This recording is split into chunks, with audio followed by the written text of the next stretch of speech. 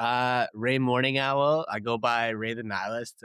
It's a stage name. I'm a hip hop artist, representing Kainai Nation, which is down in like southern Alberta. So I'm Blackfoot, on Cree territory here, residing with my wife and my 3 kids, and been doing it about 10 years. So I've been very fortunate as to where that's kind of taken me. It's taken me to like lots of really cool places and meeting cool people and just things I never expected. So yeah. Yes, that's wicked, man. Blackfoot. Yeah. So did you grow up with culture? Or No. were you kind of got lost from it and Yeah. now you're trying to find it again? Yeah, essentially. Like my dad was part of the 60s scoop. And so my dad's Blackfoot, my mom's Métis, and she was herself just like wasn't connected with that culture either, right? So I kind of grew up with the white side of my family, I guess you could say. And my grandma, like, bless her heart, just kind of grew up in that area where that like stigma was so strong, right? So looking back at it, it was like she was trying to protect me. But in a sense, for me, like now that I'm reconnecting with who I am in that way, it's like it's a disservice to me, right? Because it was like I grew up completely without my culture and who I am, and there was points where, again, like it was completely out of protection, but it was like, oh, don't grow your hair, don't do this, don't do that, because people are gonna judge you, right? And like it took me a long time to understand why. Like there was a long time where I thought it was just straight like prejudice, that kind of thing. But again, looking back at it, like her era was there was a stigma around being Indigenous, right? Like it's like, oh, we don't hire this person because this person, their family's gonna show up and this is gonna happen. And so like I grew up completely separated from my culture, and it wasn't something that I found until I was like, I knew about it and eventually started to accept it around like 16, 18, being like, oh, this is who I am. This is what I want to do. But then meeting my wife was when I kind of really got back into Indigenous culture and just, the trying to reconnect in that way. And it didn't really hit home until I actually went back to Ghana to see my sister, because me and my sister grew up separated as well, right? So going back there, and our dad passed away, and it was just that way of like it kind of felt eventually like I was like, that's your calling in a way. And like, even growing up, I was like always wanted to grow my hair, always wanted to do this, always wanted that. And then speaking with my wife, she's like, man, like that's your ancestors like calling you. Because it's for me, like understanding what I know now, like that culture is in your blood, right? Like you carry that. Your heart, your soul, your blood knows that you're connected to the land and to the people. And so I think, yeah, it was like I grew up really separated though, for sure. Something that I'm still learning, and it's nice in that way for me, because I kind of have like this clean slate, and traveling with the work that we do in different communities, I'm able to pick up everywhere. And it was this imposter syndrome for a long time too, right? Of like, am I Indigenous? And even when I am, I'm like, oh, people are gonna. I still go through it too, right? Yeah. It's like I'm like, oh, people are gonna say something, this and that, and yada yada. But I've grown to just be like unapologetically myself, and I think it really it circles back to like your identity too, right? What you truly, as long as you can trace back the lineage, and you're not on some pretendian kind of thing, like as long as you're genuine about it, like and you have respect for what you're doing, I don't think anyone should be able to tell you what your identity is. Yeah, which is like for myself, because I go to lots of reserves, and I have been just learning as well. And same with me, grew up white. Yeah. And I'm still like pretty white. Yeah. Like I got brown skin, but I'm light skinned, man. I accept it too. Yeah. Yeah. So, and when I go in, I'm like, I don't pretend that that's not how I was raised. Yeah. So I'm not here pretending like this isn't how I was raised. You know, I'm here to learn. But the nice thing I felt and see in the Indigenous culture is how welcoming they are. Definitely. They want you to learn. They want to share. They want to pass it on, because they want those traditions to keep going. Yeah. They want it to be known. They want it to be learned. So the open arms is like the coolest part.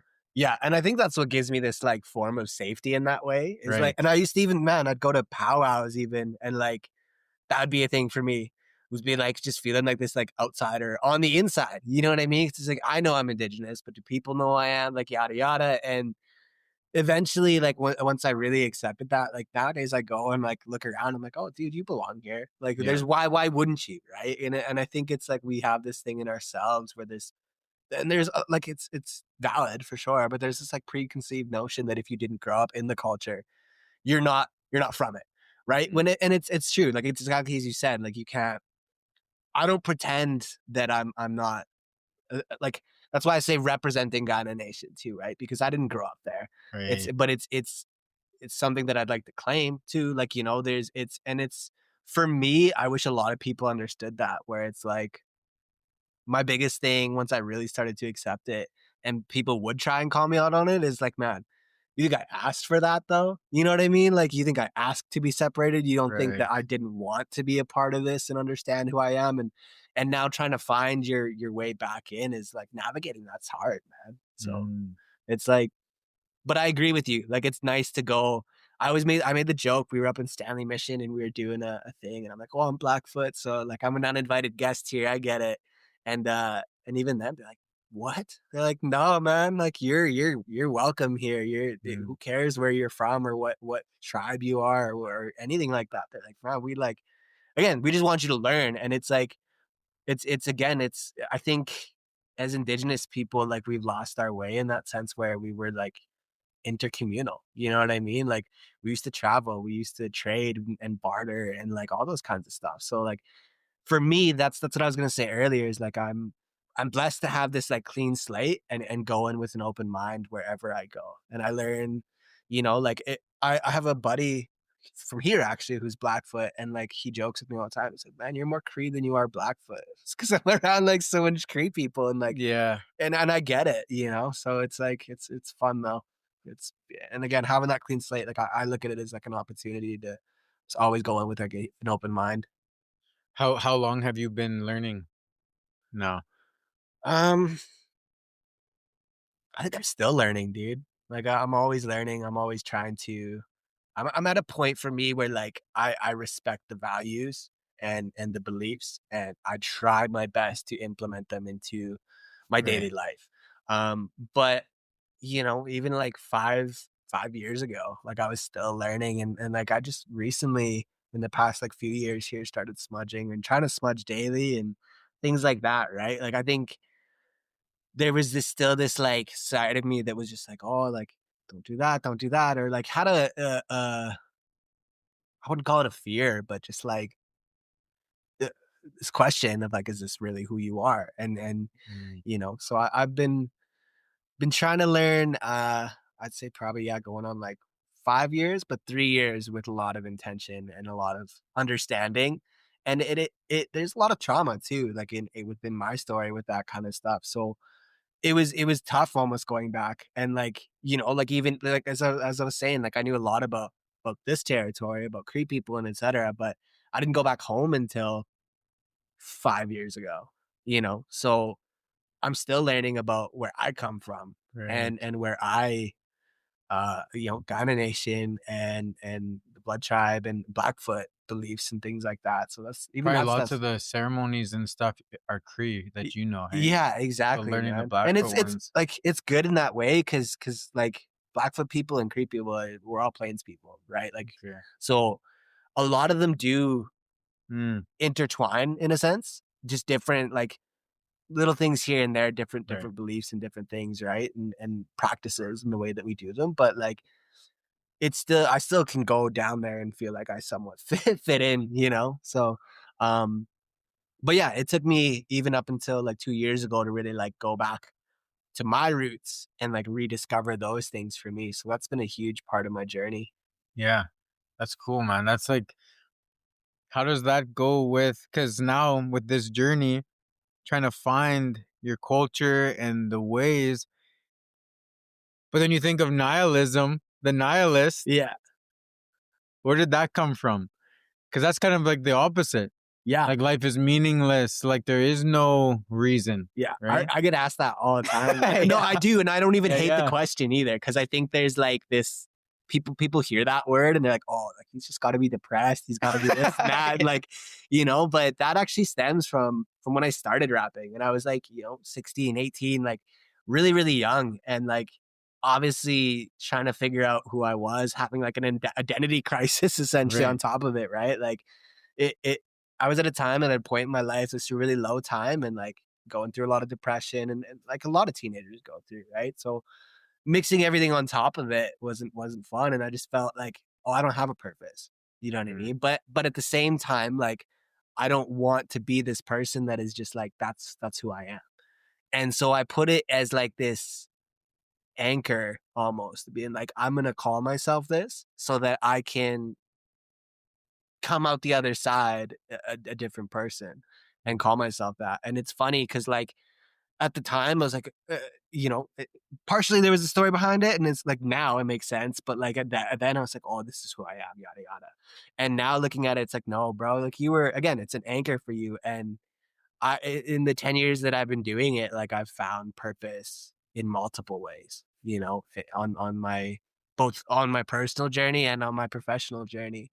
Whether that's through music, like I think it took me like discovering almost that like our purpose as humans is to like not have a purpose, and that's okay. Like that's all right. You know what I mean? And you can find value still within your life in many ways. So it's like music's given me a purpose, and knowing that I've gave other people this something to relate to is a huge thing.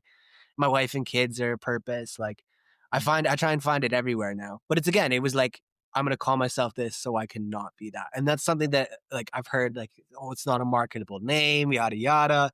I'm like, well, you didn't even ask about it.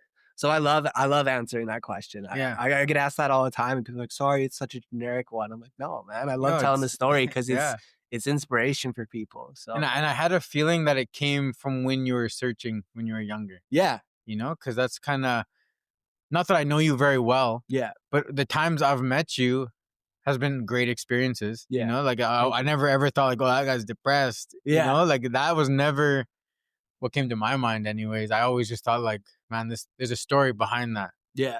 And that's wicked, man. No, yeah. That's cool, man. Yeah. A lot of people either ask it or don't. So I appreciate you asking it, dude. Yeah, that's cool, man. I think so were you writing music since you were like a teenager, or is music kind of new as well? No, music's been like who I am in a sense since I was young. Like I was like the 2-3-year-old like in my basement trying to write songs, or like I looked up to my grandfather a lot too, who played the guitar, and I think he's passed on, so I can never really ask him, but he played a huge like part in my life. And I think for him, he had this dream too that who knows why, right? Like we all have dreams and they kind of get shelved, but he was this huge like rock for me, and looking up to him playing guitar. And I was that kid that was just like, when MTV still played music and like had people, doing live things, like I was glued to the TV in those situations. And so by the time I was 5, 6, like I was already, I want to learn guitar, I want to do this. And, which is kind of even then, like elementary school, I was like the kid, I'm like, oh, we're in a band now. And like, you're the guitarist, you play this, you do that, I will do this. And like young stuff, right? So it never really went anywhere, but like I was that kid. And music's like, I've always said in a way that like I always grew up hearing like, oh, you need to give yourself a plan B. You need to have something that you can lean on if this doesn't work out.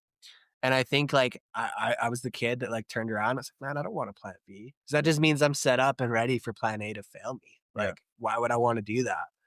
And so I eventually got into these bands where we did take it serious. But even then, those things are hard. They're hard to schedule.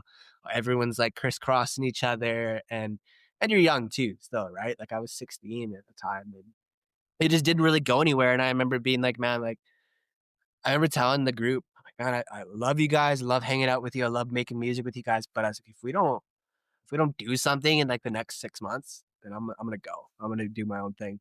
And I didn't really know what that was at the time either, right? At the time, was it still like hip hop based, or was it? No, I was into metal bands and like I was a metal vocalist for a while and like played guitar and drums and all that kind of stuff. So it was definitely different. And even then too, when I did leave, I'm like, okay, you could do folk acoustic. Like I think a lot of people look at me and they're like, oh, you're a hip hop artist. So you just, it must be rap, like everything. And even now, like, I'm like, I listen to all across the map stuff. And I grew up in it that way, right? Like it was like either through my grandparents, like Elvis and CCR, or like my mom doing like the pop country, the Brad Paisley and this and that, but then she'd throw in an Eminem CD, right? So like I was all over the place, and it like it's really cool that way to add that into my work now. Yeah, you just loved music in general. Yeah, dude. And I was that kid that like, it's funny, like rap I kind of stumbled on by accident. Like I was that kid that like when I did drink, I'm like, oh, we're at a party and like I'll freestyle, and everyone's like, nah, you're really good. I'm like, okay, like yeah,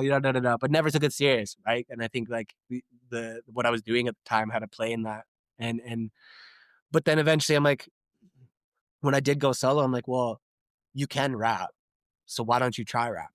And I'm like, okay, and I linked up with a couple dudes that were rapping at the time, and I had like 6 tracks done in a week. And for me, it took that like discovery of like rap music can have the same emotional value and be as much of an expression as metal music, as other, singer-songwriter genres and things like that.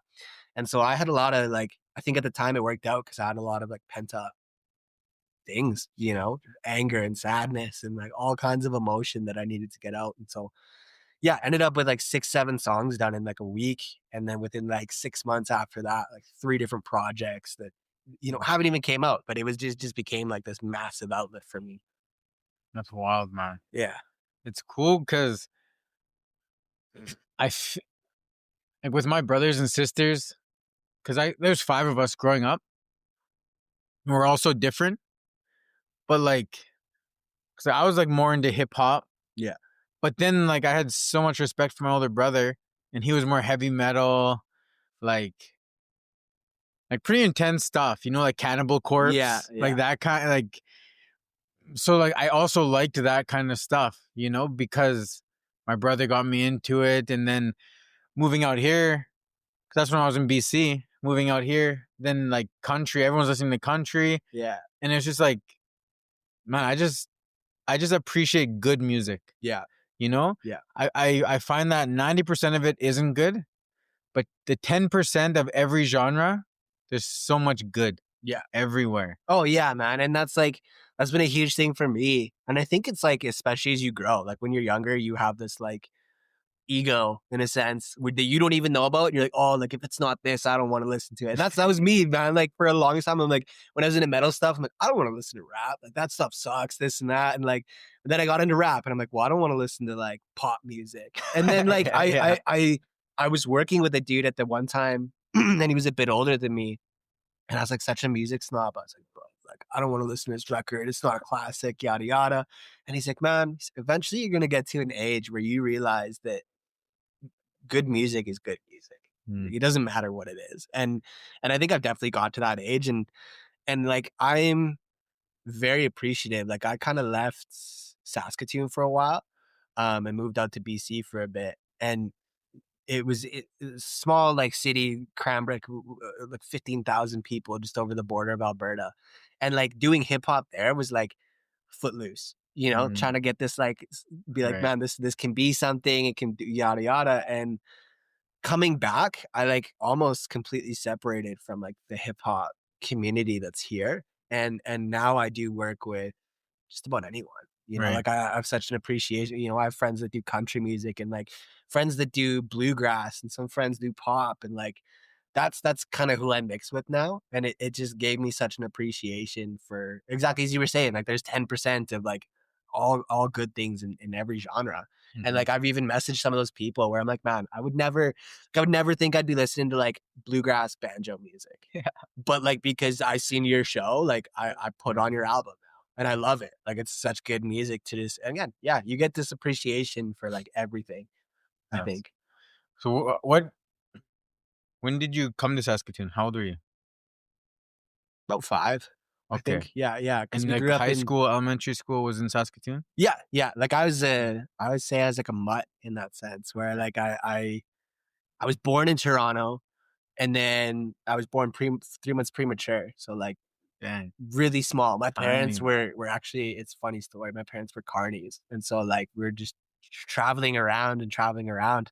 And in a sense, like it's like creator puts you where you need to be, because I in Toronto at the time was the women's hospital was like the number one hospital for premature babies, which is where I was born. And like people, like the doctors were even saying that, like, had he been born anywhere else, he would not have made it. Mm. And so I was in Toronto for like the first 3 months, and we moved back down to Lethbridge, which is like just outside of Ghana. And then from there, we moved to Saskatoon, and that was for, a year or two, and then moved back to Alberta, but like way up north, in a place called Keg River. So like kind of up by high level, like maybe an hour and a half Holy from like the smoke, man. northern parallel. Yeah, like way up north. And stayed there for a bit and moved down to Grand Prairie again, and then ended up coming back to Saskatoon when I was around like 9, I think, and I've been here ever since. So it's like, Cool. for me, I always say it's the place where I ended up planting my feet. Yeah. And obviously I've tried to leave and end up coming back every time. And it's like, that even gives me like such an appreciation too, right? Because like I when I left to go to BC, I'm like, oh, I don't need this place. Like I was still in that mindset, right? Where I'm like, oh, I don't like this city. I grew up here. Like you want to leave. And then now I came back, and like even just the other day, we were driving down the bridge at night, and, like the frost on the Besborough and like everything. I looked at my wife, man, I never thought I'd say this, but I love this city. Like it's so good. And like it gives you appreciation looking back at all the younger years where, I spent my formative years here, and grew up here. So like it's where I planted my feet, and I really love it here. It's underrated for sure. Definitely. I like the size of it. Yeah. I like, like sometimes when I go to Calgary for a weekend or a week, man, it takes like 45 minutes to get somewhere sometimes. I'm just like, this is maybe too much. Yeah. But you know what I do? I do like Lethbridge. Lethbridge is good. It's kind of similar to Saskatoon, Yeah. It's over the water. It's kind of like small, chill. Yeah. I lived in Lethbridge for a bit too. I lived in Calgary too. And like, I'm weird like that. Like I could see myself living in a bigger city. Like we'll go to Vancouver on tour that's and like for nuts trips too, and man. stuff like that. And I'm like, man, I love it here. This is sick. Yeah. This is awesome. Like I could do it. And even while like my wife, when we'll go on vacation, she's like, I can't do this. Yeah. I can't. Like it's too big. People are moving too fast. And for me, like I don't mind it. I think it's like in a way where people in like bigger cities just seem so like separated from the world. And that's not always a good thing either. But like when you're kind of just doing your own thing, like it's a nice way to go about life, I guess, to an extent, right? But at the same time, I think Saskatoon's like just the right size of a little big city where I've had this conversation too where like everyone always wants to take off and like especially in music, oh, I want to go to Vancouver, I want to go to Los Angeles, I want to go here.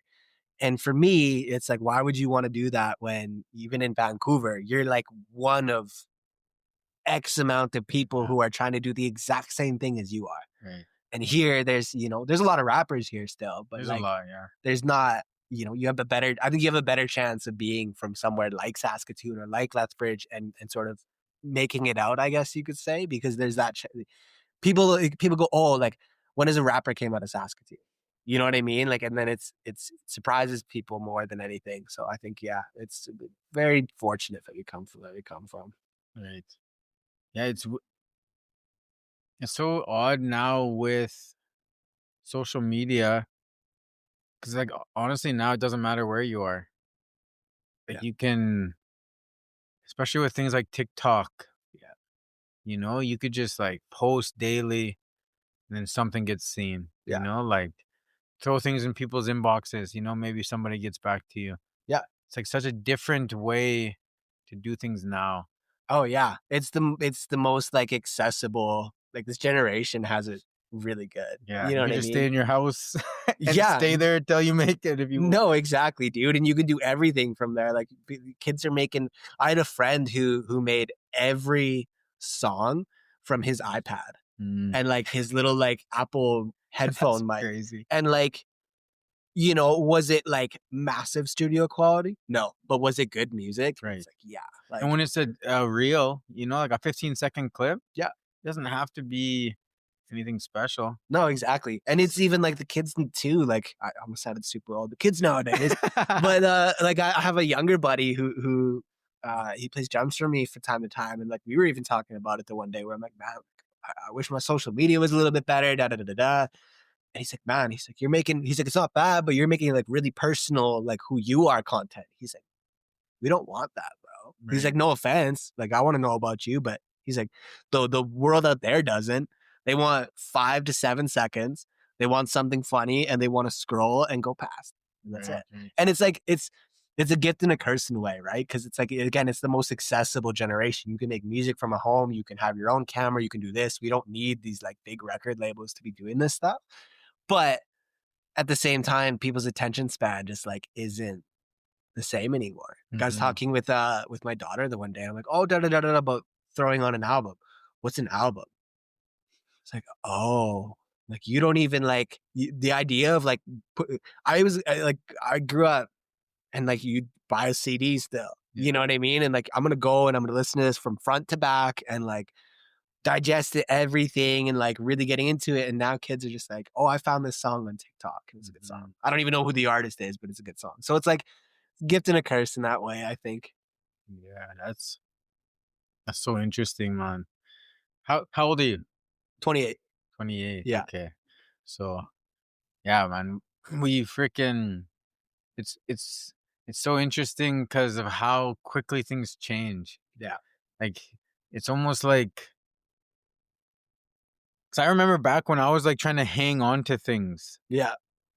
but then it just moved so fast that now I'm like, what's the point of hanging on to anything? It's just like, because it's just like I remember like hanging on to CDs, Yeah. and then hanging on to DVD, like, and now I don't have a CD or a D. Like now everything's just so on your phone, or like you can download it. Like Go on Spotify and stream. I'm just like, I don't really need to hang on to anything, because even if I lose stuff, I can just get it again when I like. So like I just really like, it's like I don't own anything. Yeah. Because I could just get it instantly no matter what it is. Instant gratification. Yeah. Thing, right? Yeah. No, and like I think I'm fortunate in that way where like my parents, like I was still raised on VHS and like tapes in the car. Like I always say that I'm like the middle child of like those generations. And a lot of people look at me like, oh, you're super. I mean, depending on what age you are, right? Like you look at me and like I'm either young or like I'm old to you. Right. And so, but I'm the middle child in that way where I'm like, no, I remember. Yeah, I get VHSs and tapes, and then when it moved to CDs and DVDs, like, and I think we're living in like this era of like humanity where exactly as you said, like things are moving fast. Like there's no time to slow down anymore. And it like to me, I'd compare it to like the shift that happened in like the 60s, where it was like things are really moving fast, technology's advancing so quick, but I think we're even moving even faster now. Like every day they're coming up with this and that, and like the science behind stuff is like just moving so quick, and sometimes it's hard to keep up with. You can't. I don't No, think. yeah. You like finally figure it out, and then it's been updated 19 times already, and you're like, ugh. No, exactly. I'm like even social media stuff. I'm like, oh, I got this figured out now, and all of a sudden it's like, oh, never mind. Like that trend's already like 3 months old. Yeah. And like to me, that doesn't make sense. Like I got asked that on a podcast. Someone's like, oh, so like, are you working on a new project? And I was like, yeah. And then he's like, well, I kind of, sorry, because I hate asking that because I know you just dropped one like 3 months ago. But again, it's like, that's how fast the world moves. It's like that project's old now. People don't, you know what I mean? Like they did digest it and they look for the next thing and the next thing and the next thing. So again, it goes back to that, like it's a gift and a curse. It's cool to see it like advance so quickly and like the new things that are coming out. But at the same time, it's like worrisome because people's attention span is just like not there, like they're waiting for the next thing and the next thing. Right. So how often do you put out music or an album? You try to do like a couple a year?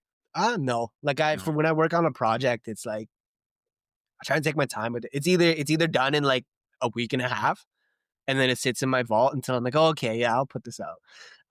But more recently, like I try and take it slow. Like we were gonna do a follow up to the last project that I did, and I was like, oh, it needs to get done in 6 months. It needs to da da da da da. Like because again, people's attention spans and sort of like in the industry, I think you want to like when you do something to a certain extent, you want to be like, oh, I can do that again. Like you have this like thing to prove, right? But for me, I'm like now I'm like I'll take my time. Like I don't have anything to prove. I like making music for me, and I try and like I understand how it works, right? Like especially when you're working with this sort of like momentum, like you got to keep it going.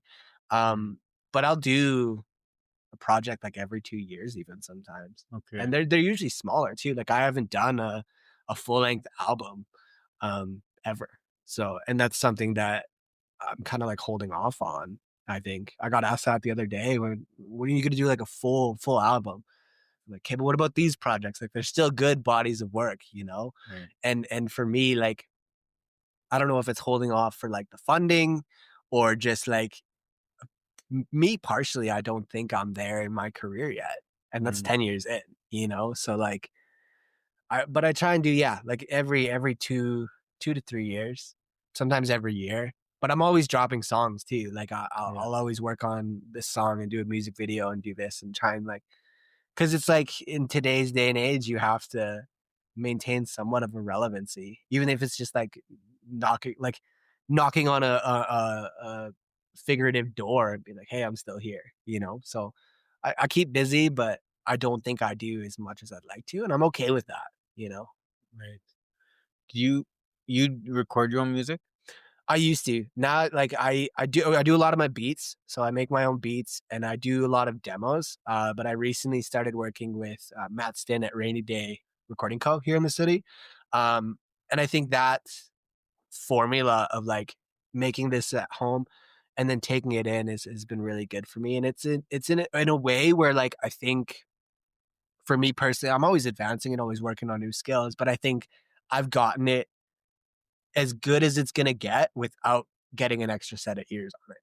You know what I mean? And it doesn't mean that like my mixes are bad or my tracks that I was putting out are bad quality, but there's a reason that someone's just a recording engineer or Right. just a mixing engineer. You know what I mean? Like there's reasons for those things in the industry. And I kind of like, for me, the more busy that I get, like whether that's with like I barely have time to write recently, just with like traveling and working and teaching and all this kind of stuff. So it's nice to be able to like go in, create, record, and then just like pass it off. And it's you put your trust in their hands that it's gonna Right. you hire them for a reason, right? Yeah, So yeah. Matt's extremely talented, and that's been the formula recently, which works because Matt's actually he plays bass for me quite often too. So we're able to like this is how it should sound. We translate it to live, which sounds way different than the records, and it's a good formula that I enjoy. But for a long time, I recorded and did just about everything. I still do like my own music videos. I taught my wife how to film, how I Cool. like it, and like I edit them, and even that though, like it'd be nice to hand off to a production company that just knows what they're Yeah. doing, and it's for me, it's like a rewarding feeling to be able to like take it to someone else and have them bring that vision Mhm. to life in a way, right? Especially with the audio stuff, the music. Because it's like I'll bring a demo and Matt'll just like enhance it. Because it's an outside ear too. He'll think of ideas that I didn't think of, right? And you kind of get like stuck in this box Yeah, when you do yeah, it for yeah. yourself, I think. So how long did it take you to start trusting people? Um, I was always pretty good with it. Like I was never the person that like was selfish with it. You know Yeah, what I yeah, mean? yeah. I was never like, oh no, I need to do this because I know how I like it done. Yeah. Like never. I had that understanding where I'm like, no, like again, there's a reason you hire people. There's a reason that the industry, like even like a mixing engineer versus a mastering engineer. There's the reason that they have those two separate things. Like some people, you know, we fine tune things. It's like you could be a jack of a trades, but master of none, Yeah, right? yeah, So there's yeah. a reason we have those things. So I was never like And even before when I didn't make my beats, like I was always into making beats, but like there was a point where I don't think they were as usable as they are now, right? So even then, like I would work with different producers and stuff, and I think that's part of it. Like I'm grateful that I started in other genres, so like I understand music's like a lot of it's collaborative efforts, right? So you build this team, I think, and it was never hard for me to pass that off to people. That's good, because I think a lot of people get stuck there. Oh yeah, not just in music, but like business, in honestly everything. Yeah. It's like people get in this mindset of like, I have to be doing it. Or like they become perfectionists where it's like nobody can do it like I do it. Yeah. Or and like that trust is so hard to find. But I heard this guy, who John Maxwell is? No. He's like this old leadership guru kind of guy. Okay. And I remember him saying, when you look at your skill set, no matter how much you work on something, and his was like more into like business, but like whether it's like leadership or whatever skill you're trying to make better, like no matter how much you work on it, you're probably only gonna increase it by 2 points. Yeah. So let's say you're a 6 out of 10, you can maybe get to an 8 out of 10. Yeah. So if you're a 2 out of 10, there's no point in even putting any effort in getting better at that, because the most you're ever going to get to is a 4 out of 10. So find somebody who's already a 9 out of 10 there. Yeah. And bring them in. And then just think of everything you need like that. If you're not already a 7 out of 10 at something, and you can get to an 8 or a 9 or maybe even a 10, like get somebody else, because there's going to be somebody who's better at it. No, exactly. And then just build that team of like people who are just better at you than at everything else. Yeah. And especially like I totally agree with that in everything. And that's been a huge thing for me in the past couple of years, is like really building this team but behind me. Cause I was gonna say like it works for everything, but especially in music, man. Like people look at it and they're like, oh, so you write the song, you record the song, you go play live, and that's it. And it's like, no, dude, like I'm 90% of the time, like me and my management are still self-booking ourselves. We're still the publicists that send it out to the press. We're still this and that does like everything. So when you're a one-man team, and I'm definitely not, like I have a lot of people that help me do what I do, but like there was a point where I was a one-man team. It's like, how long can you juggle all of these things that is necessary to be a musician or be an artist or anything without getting burnt out? And like when you're burnt out, you're no good. Like, you can't burn the wick at both sides and try and figure it all out. So I would definitely agree with that. And it's again, like it's, even if you get to this point where I'm always learning, like even to mix songs and do this and add this technique and trying to advance that side. But it's exactly as I said, like how long until you get to this point where it's probably as good as it's going to get without having an outsider come in and be like, hey, try this, or hey, like this isn't supposed to be like this, do this, right? And so that's been a huge thing for me. And I think like it's a part that people don't think about when it comes to just about anything, is having this like team behind you that everyone has their strong suit. And it's such a generic thing to say, but everyone's like gears in a machine, right? Yeah. Like everyone's turning and has their purpose and does their stuff, and it'll advance you so much further. Mm-hmm. And kind of like part of learning how to trust is like getting screwed over a couple times. Oh yeah. Like that's just part of it. That's just like a part of being a trusting person, is that some people are just gonna use you. Oh yeah. And like, dude. and then you just move on, they just like, don't take it personally. Yeah. And then eventually you're gonna have this solid group of people. Yeah. But it's gonna take some bumps. Oh yeah. But some people, even that, they open up and then they get screwed and then they just shut down and they never open up again, and it's like, you just can't be like that. You have to know that there's other people.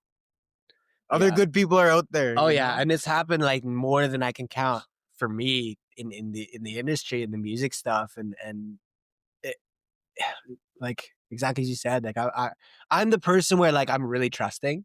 And I'm always like, I'd like to see the good in people. So even when other people are around me and they're like, oh, this person might not be the best fit for this. They're doing this. I can see this in them. I can do that. I'm like, oh, but like, we'll give them a shot. Yeah. And just see what happens. And it's definitely burnt me more times than I can count, but I'm grateful for it because it's exactly as you said, right? Like it took a long time and a lot of rotation of people to get to the team that I do have. And had I not been burnt a few times, I don't think I'd have the lessons that I do. Mm. And it's like, I don't think for me, I would let the world like kill that spark in me Right. of always seeing the good in people. Like I've never wanted to be that person. It's like, I don't trust anyone because so and so did this. And like, I've been burnt by too many people because it just makes you cold. Yeah. And so for me, like it doesn't matter who you are. Like I've had people that burnt me that turn back around and I'm like, you know what? Like I don't want, it's that like classic saying of like, I still want to see you eat, just not at my table. And like, I never wish bad on anyone. So, but you have to navigate things and figure out who's really about it and really trying to do. And it's especially too in like, I keep saying it, but especially in music, right? Like, unless you're like Taylor Swift, like you probably don't have the monetary funds to be able to pay a manager like millions of dollars in a year. So it's a lot of percentages. It's a lot of like, I've been straight up with people sometimes. I'm like, look, like I want you a part of this, but for a while it's going to be a passion project. You know what I mean? Like, and different things like that. And so it's really hard to find people who will ride for you in that way. But it also like it sort of like people weed themselves out in that way too when you start working like that. And I've had like Alex, who's my management now, like I'm really grateful for her, where she's like, no, dude, I'm just here. I don't care if you blow up and make millions of dollars. I don't care. She's like, I see passion in you. And I believe that you're going to do what you set up to do. And so I want to be a part of that. And that's it's good because I'm the same way with a lot of people, you know, like I do photo video work and there's some people where I'm like, look, man, like I don't, it's my job. So I can't always do it for free. But there's a part of me that wants to be on your journey with you. You know what I Right. mean? And there's been a few people like that. And so I'm very grateful for those kinds of things. So where do you want to end up? It's tough. Like I used to want to be like, I used to want to be the person that's like, oh, I want to be famous. I want to do this. I want to do that. And now, like, you know, I'm 28. I got a wife and kids, and I'm like, you know, I just want to live comfortable. Yeah. I just want to be able to do what I'm passionate about and be able to provide in that way. Right. And it's even like right now, like I've had this is the first year for me where I started doing music as for a living and art for a living, just like photo, video, music stuff. And even then, like I look back at the journey of all that. I'm like, man, I'm so grateful for where I am right now. So it's even hard for me to like think about it like that. Like I've always been the kind of person where I'm like, hey, if you set small goals in front of yourself and you lily pad, you'll get to where you want to be. Mm. And now I'm like, but you are where you want to be. So it's like I got asked that a while ago, and I think I forget what the question was, but my answer was like, I've been fortunate to take things slow enough where I'm present in what I'm doing, Right. and so I just focus on right now. And right now I've been very fortunate to provide for my family and do what I love to do this year. So Mm. that's been a huge thing for me, and I don't know where it'll go next, right? Like I don't think I have this like end goal of where I want it to go. And I'd like to keep building, obviously, Yeah. you know, Yeah. and grow more in it, but I don't know where I see it going. Mm. And that's not a bad thing anymore for me either, right? Like That's good. there's so many people that I think like they set this goal of like exactly like, I want to be the biggest thing out of Saskatoon or the biggest thing out of Canada or this or that. And it's like, okay, but like you're setting yourself up for failure in a way. And it doesn't mean that you're not going to reach that goal. It's just like, what if that goal doesn't come and then you discourage yourself? Right. And so for me, I'm just like, man, like even when people ask me like, oh, who would you like to work with?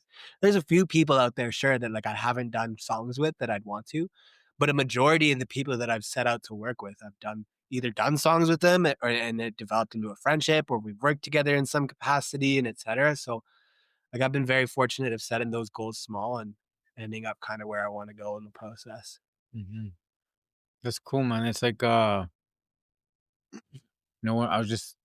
It makes me think like you probably at some point either said to yourself or to somebody, "Yeah, I wish I could," and then like insert what you're doing right now. Yeah. You know, like make money off of what I love to do. Yeah. So like how you are right now is a goal you probably once had. Oh, definitely. You know, That's which is cool. no, Which like is like a since I was a kid, feeling. like I'm like, oh, like as a kid, I was like, oh, I want to tour, you know, and I've been very fortunate to do quite a few tours in the past 5 years, and like I'm like, oh, but I want to be in a studio, and we did my last project entirely in a studio, and you know, all these kind of like little things that are even like, if you could tell 16-year-old or 18-year-old Ray, but especially 16-year-old, like when I was in those metal bands, that like this is what I'd be doing in 10, 12 years time, Right. I don't think I would have believed it. And it took a long journey. Like I've even had talks with counselors about it where I'm like, the one counselor, I'm like, you know what? Like I've done this so much and I've tried to take that next step into doing this as a full-time career, and it's just bit me every time. Mm. And she's like, okay, but like you keep saying that this is the third time, this is the fourth time, this is whatever. But she's like, but what if it's like it's one big time for you? Right. And it's all just part of your journey. Yeah. And I was like, it's like something in me just clicked there. I'm like, damn. It's like that big picture, right? Like Oh yeah. zoom out a bit. Yeah. And you seem so small, right? Yeah, man. And then when you're in it, it's just like, yeah. And, and it was eye-opening for me. Yeah. Like I was like, man, I was like, you're right. Like it took me, even now, like where I am right now in this year. And I'd like to keep that going, you know, hopefully it goes into next year and it just builds and builds. But like, if you would have told me even like 2 years ago that I would be doing this full time in a certain capacity and like working for myself, I don't think I would have believed that. So it's like, I think I've always been the person where like, I'm the hopeless dreamer of every group that I've been in. And that's what I was going to say too, where I'm the person though, at the same time of being that hopeless dreamer where like I fully heartedly believe that people can accomplish anything they want to do as long as they keep trying, you know, like, cause it's like, I'd rather be the person that's still doing what I do 20 years from now and have 200 fans than have 2 million overnight people come in and out.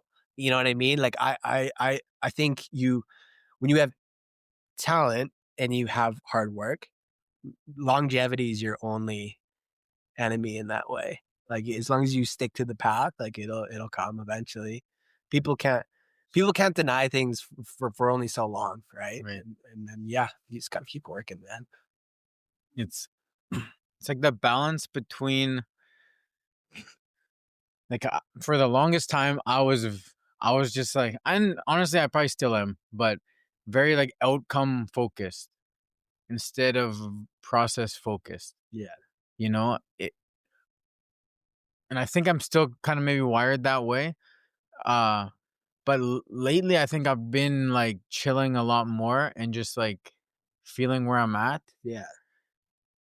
And I think I give myself a hard time for that still, because it's like, you know, it's the balance of like, where are you going? Yeah. Like I don't want to just wander. Yeah. And then hopefully get there, or like not know where I'm headed.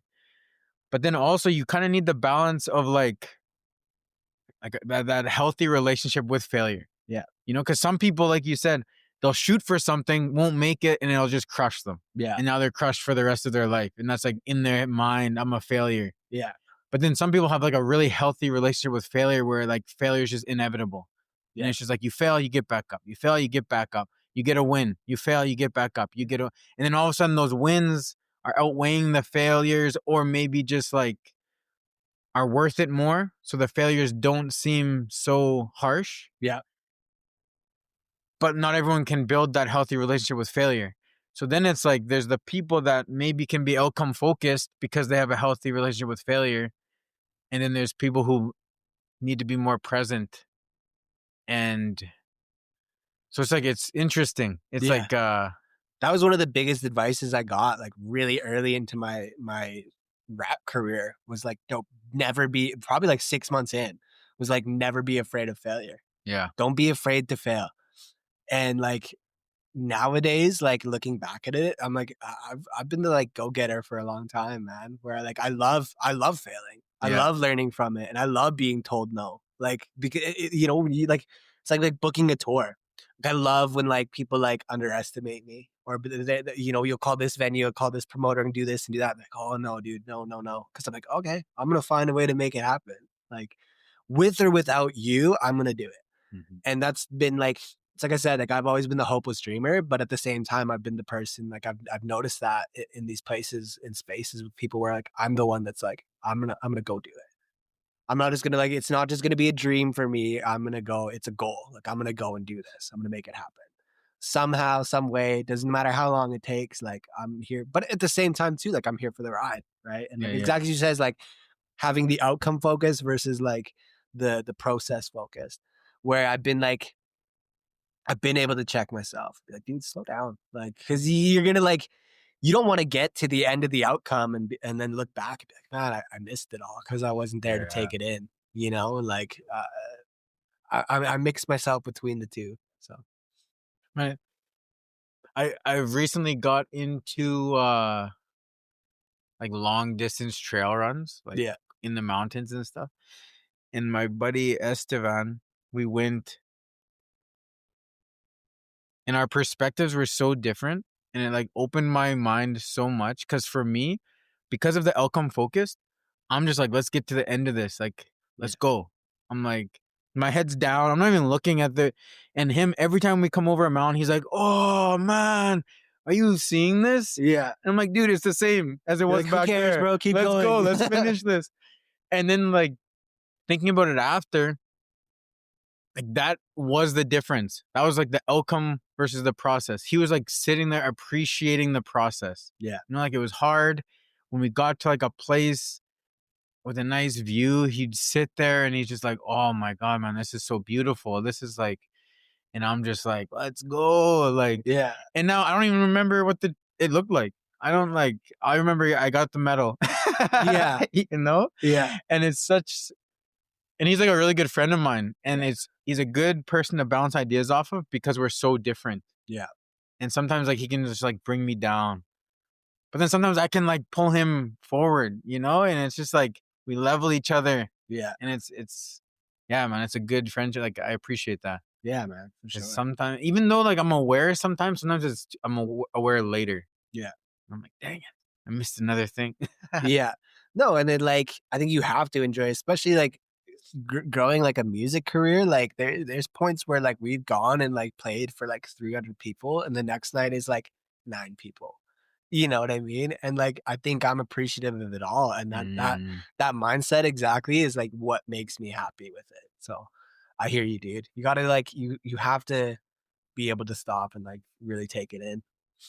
So if someone asked you, how would you define your music to somebody who has no idea who you are? And they're like, they want to know who you are before they come to your show. How would you describe your music to them? Oh, that's a good one. It's hard because like the shows that we do, especially now, like are very different from what I think you would hear on a record. Like you've been to a show, right? And they're like, we've kind of gone back to those like metal roots in a way where it's like, it's very, very rock, very punk driven, very metal driven. There's aspects of everything that we're pulling from. But for me, my music now, and that's the other thing too, right? Is my music is like constantly evolving. And I don't know if that's a good thing or a bad thing. Like we were in Calgary, I was talking to this dude and I got asked that question basically. So how would you describe yourself? What's your music like? I'm like, oh dude, I'm very diverse. Like it's primarily rooted in hip hop. But I was like, but I'm all over the place. I got acoustic folk songs that I put out. I got songs that are lean into like pop punk stuff and like all kinds of stuff. And he looks at me, he's like, well, I'm a club owner and that's not always a good thing. And like not in a cocky way, but I'm like, but that's why you own the club and I'm performing, and it is like, it's not like I'm above you, I'm performing, but it's like, well, like, why do we try and root artists into this like tiny little box and not celebrate their creativity, and like, so for me, I don't really know how I would describe myself. And I don't think that's a bad thing. Right. Like I think for me, there's always something for everyone. And that's even that in a way has been a blessing because we've done shows where like this little festival in this like camping place in BC, and it's primarily like older people. And they'll come to me afterwards and be like, man, like never liked hip hop, loved your set, love what you do. And so it's like I'm appreciative of that, where it's like you're able to be that eye opener for people that exactly where I was, right? Where hip hop has this stigma, and not only hip hop, but being Indigenous has a stigma that surrounds itself too. So you're trying to break through both barriers. And like when I'm able to do that for people that wouldn't be involved in those spaces, it's like really rewarding feeling. So I don't know how, like, it's a great question.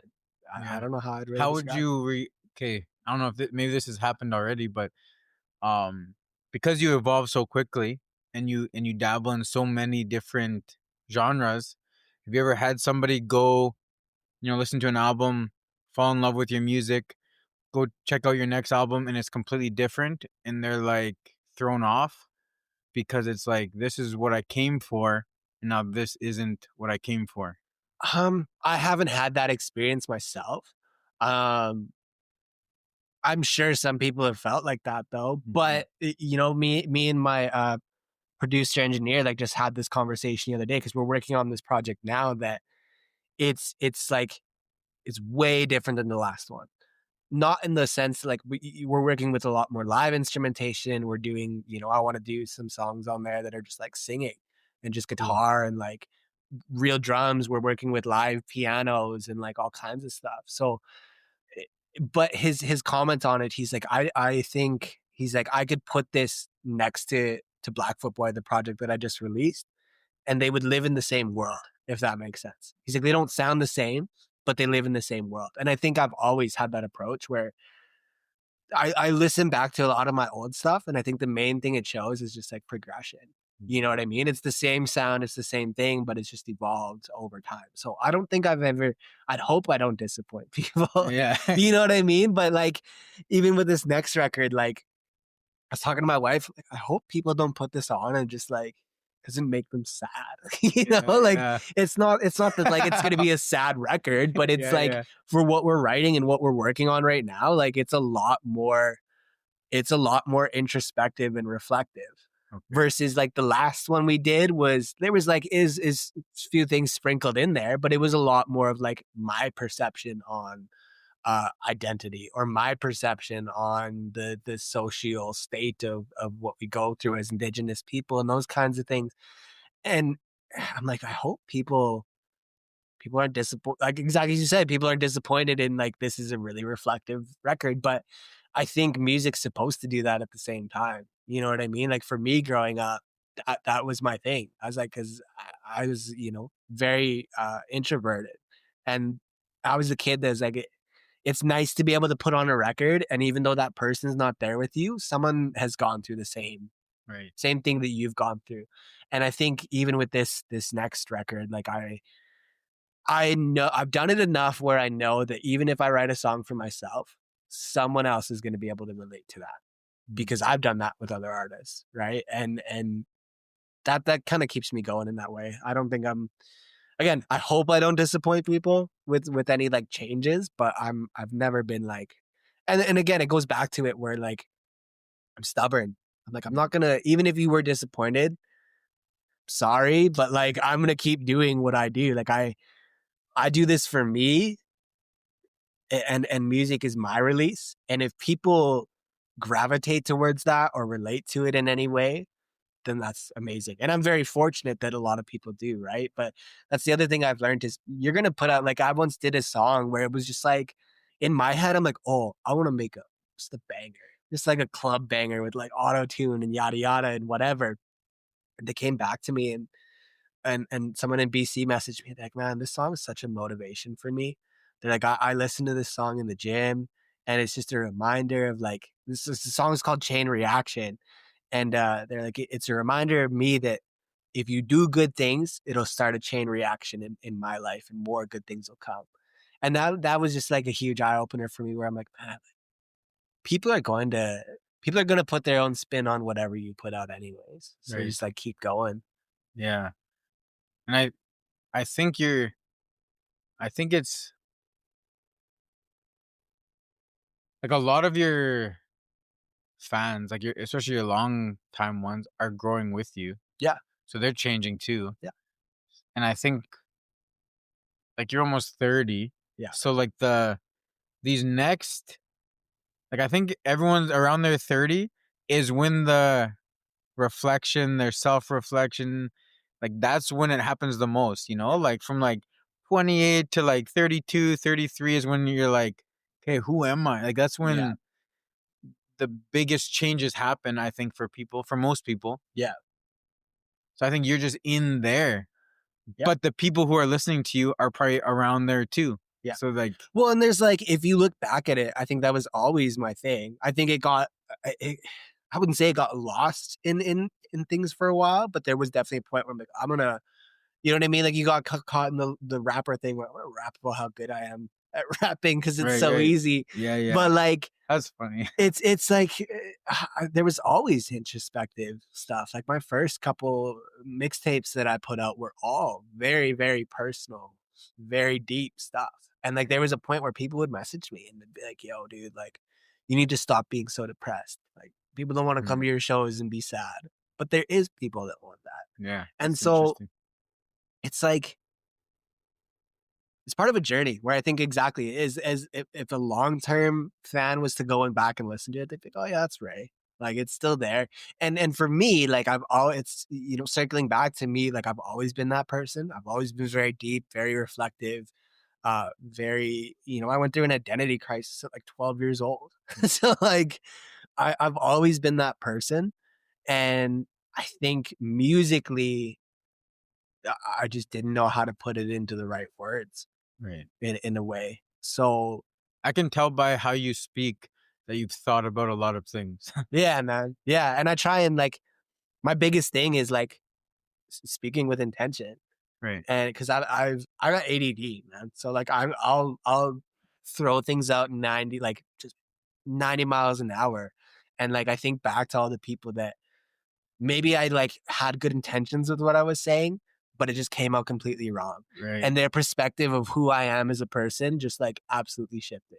Yeah. And like, I'm not a perfect person. I'm sure I'm a bad person. Everyone's a bad person in everyone's books, I always like to say, but like, I'd like to think I do my best to have good intentions with people. So nowadays I try and think before I speak in a way. And I think you look back at a lot of the people, like the example I would use is like Bob Marley, like where I wouldn't compare myself to Bob Marley by any means, but like if you watch one of his interviews, like he'll take minutes to answer questions because he's like thinking.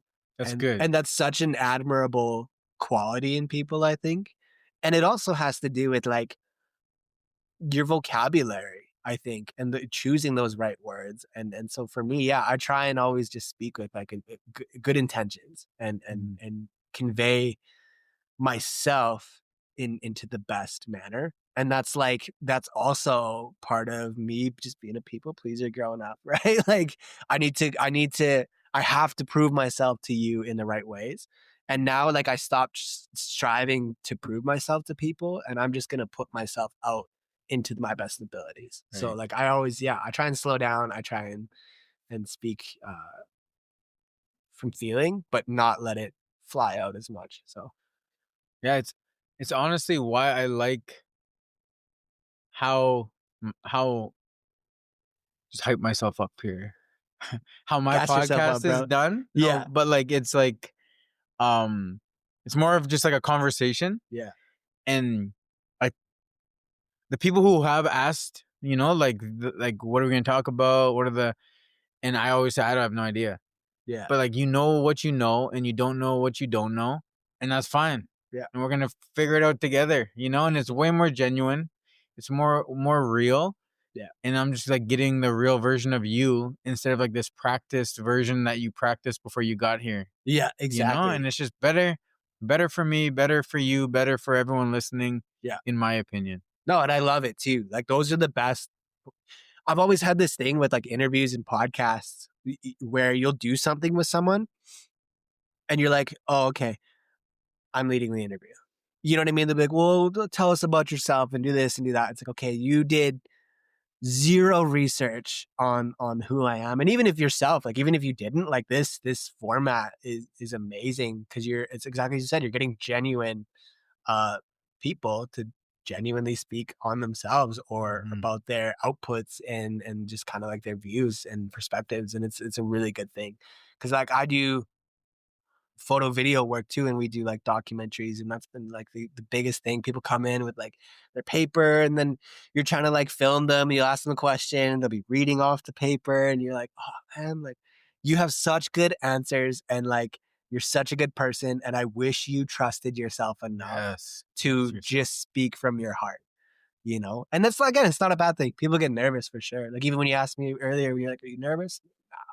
I just like again, I'm ADD, bro. I could talk for if you have a question, I'll answer it. You know, like I'm that person. But yeah, you can tell like when people are doing these podcasts or interviews to just like it's their content. You know what I mean? Like, and they have these like my thing is like if you're at least gonna have like a question that you ask everyone, make them good. Yeah. Like there's a dude, his name's Dubious, and he runs Fly Information, which they interview a lot of like hip hop artists from across the country. And he'll ask the same, it's like a what if question, or like how important is this? And those are good because you get like other people's perspectives and things like that. And like such a good interviewer. That's cool. And again, like I've worked with other people though, where like you go in and like a minute into the interview, you're like, oh, okay. Like I'm running the interview. Yeah. I come into this with the perspective is like, I don't really care that much what you've done or what you do. Yeah. But I care a lot about why you do it. Yeah.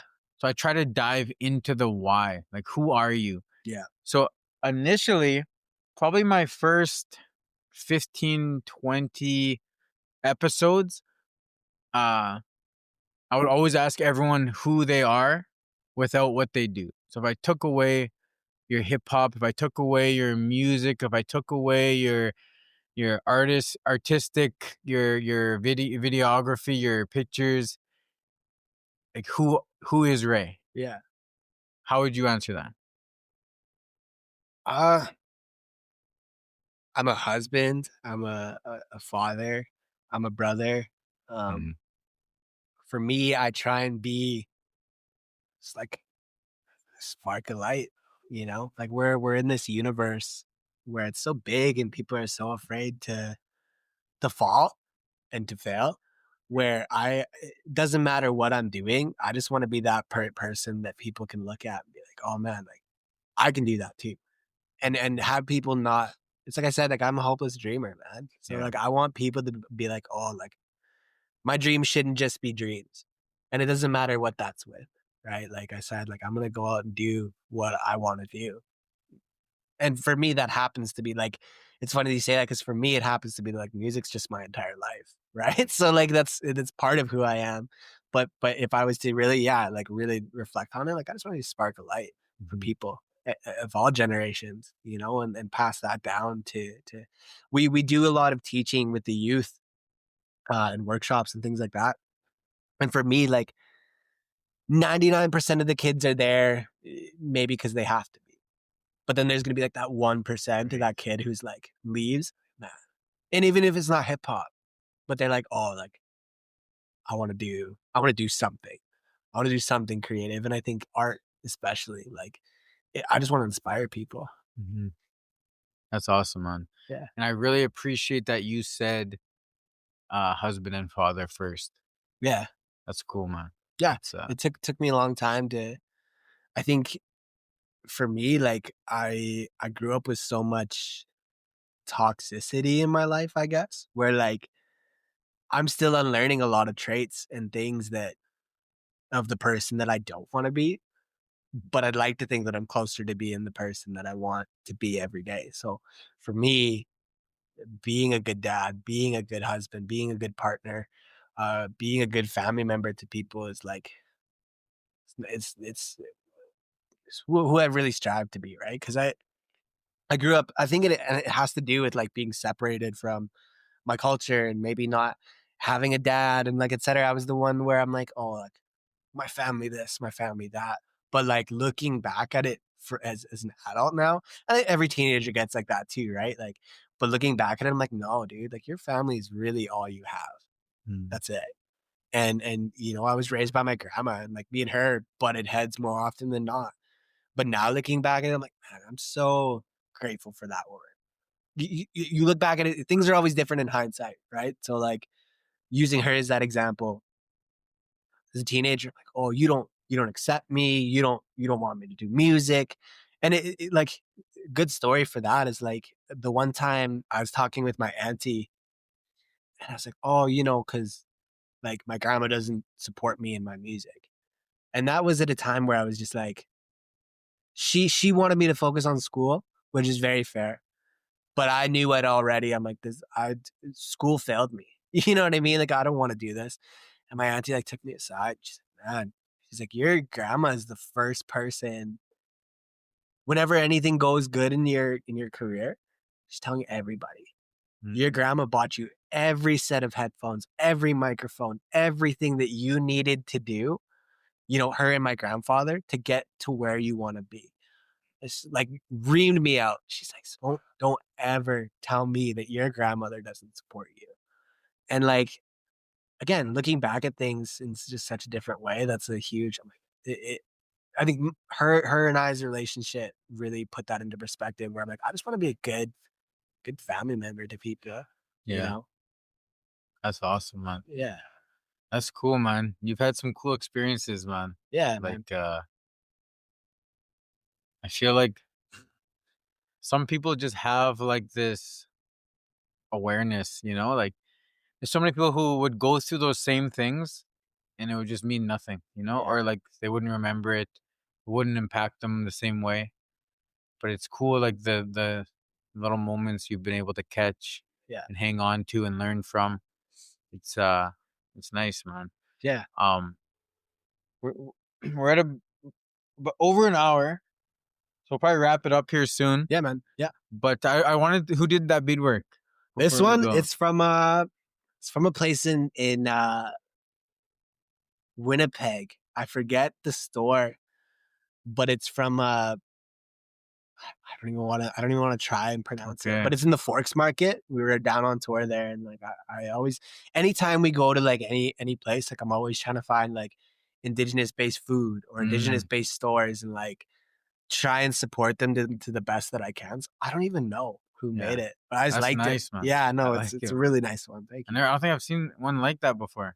Yeah, me either. Breaks off like that. Yeah, I do a bunch of, and I like, Yeah.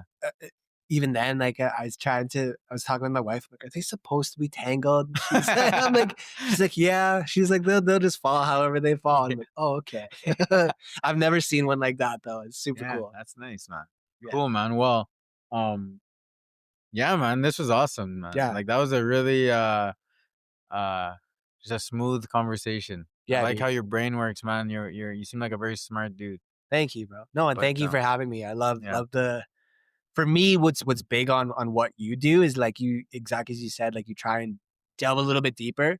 And I think from the people that I have seen on your podcast that I know of, like it brings, there's always something to like learn about people, you know, like Mike was just on your podcast. Like that's my brother. And I know a lot of his story, but like listening to it, I'm like, oh, so like that's how you think, or this is this, and you learn something about everyone. So I really appreciate you for having me on and like just the format and like such a good conversation. Yes, sir, man. And we'll do this again, man. And Oh, we'll yeah, do man. it again, and we'll do it again. Yeah, man. I'd love to. But awesome, man. Cool. Okay, well, let's call it. Thanks again. You're awesome, man. Thank you. If you guys have never went to a Ray the Nihilist show, go. It's different. It's different than any other hip hop show you've ever been to. I'm sure they got a band, like real instruments. It's cool, man. And just the energy is fun. It's hype. It was fun. It was a good time. Thank you, bro. Yeah, thank you for coming too, eh? Yes, sir. Okay. Have a good one.